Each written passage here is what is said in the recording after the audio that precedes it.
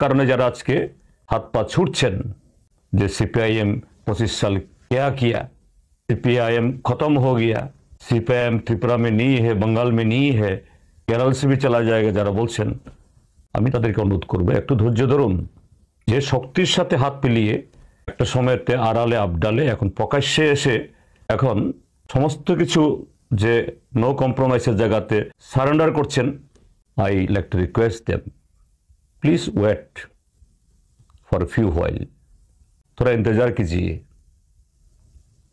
त्रिपुरा में, हिंदुस्तान में हम ये लाल झंडा हम दिखाया है, दिखाते रहेंगे, थोड़ा इंतजार कीजिए। ये हताश मत हुई।